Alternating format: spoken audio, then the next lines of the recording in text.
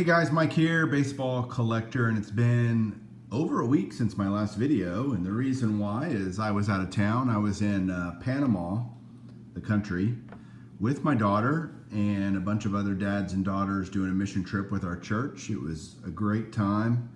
Got to pour into my daughter some really intentional time, and so that was awesome. But I came back and I had tons of packages, and I've already opened them all because that would be boring to show you that. What's also funny is all these girls are teenage girls, and they discovered that I have a YouTube channel, and so they were having a lot of fun at my expense, but here we are. So they might comment or make some funny comments, and if they do, great. But we did have a good time, and I get to show you what all I got in the mail. And so the first card here is a Rocky Colavito autograph for my 2001 Greats of the Game set. It gives me 76 cards for this set. All of them are on card. Most of them are Hall of Famers. Colavito's not, but he's a pretty easy one to get, so I've been kind of putting that off.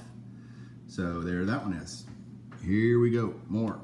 Next, let me make that easier to see. And so there's a Brett Saberhagen autograph for my, told you guys I'd gone kind of nuts on some Cy Young winner autographs, and there's Brett Saberhagen, won 2 Cy Youngs with the Royals, but this is with him in the Rockies. Forgot he even played for the Rockies.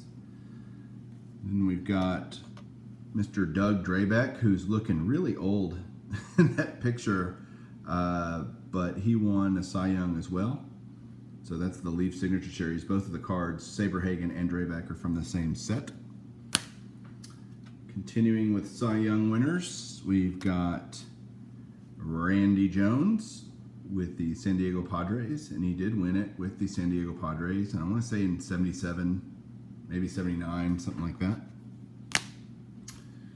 Another one, which I can't believe I didn't have an autograph of this guy. I finally found an America's Pastime from Panini, pretty cheap, under 10 bucks, and this one's numbered to 25. You can see that right there, of Mr. Ron Guidry from the Yankees.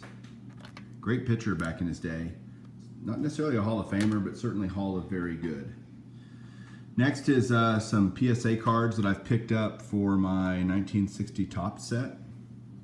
There is a Cleveland Coaches, which has Mr. Bob Lemon, Hall of Famer, in the bottom left corner as a coach. I love how their heads are just chopped off, and whoever did this, it's so funny. So there's Cleveland Coaches. Next is a PSA mint, I wish it was mint, Excellent 5 of Frank Robinson.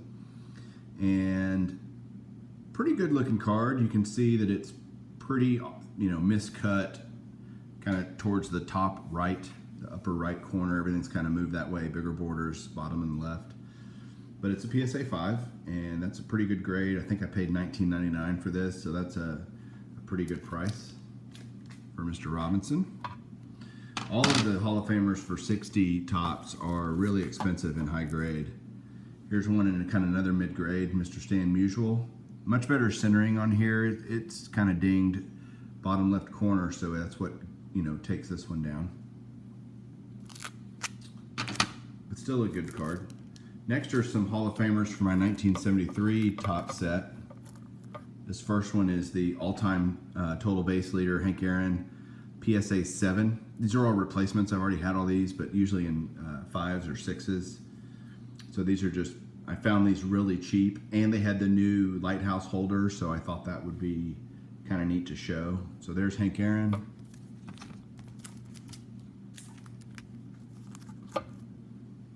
Ty Cobb in a 7. All-time hit leader. And then all-time Grand Slam leader, Lou Gehrig, also in a 7. 7's pretty just good grade for any PSA cards, so always happy. Now we got a run of some Hall of Famer autographs that I've gotten for different things. This first one is for my Immaculate Mark set from 2016. I've already got all the regular ones, and now I'm kind of going for the red versions, which are all numbered to 25. One of them, Barry Bonds, is numbered to 10. But there's the Mike Piazza, amazingly, that's only my third Piazza. So he's just amazingly expensive. This card in particular was not terribly expensive, but certainly more than your run-of-the-mill.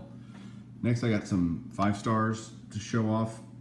Johnny Bench, which is my first Johnny Bench, number 25. That's 2015. So these are for my 5-star collection.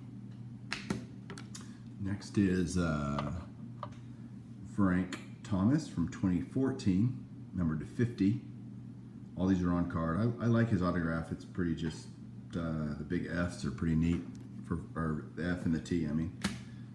And then my last card is it's in a new PSA holder too, which I like.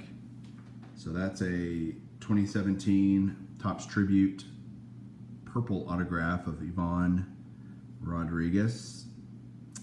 Little inscription, number 7, numbered to 50. I think I have the blue one of this already, and if I can find Pudge autographs for 25 bucks or less, I'm going to find them. I'm going to buy them, and if they're slabbed, that's even better.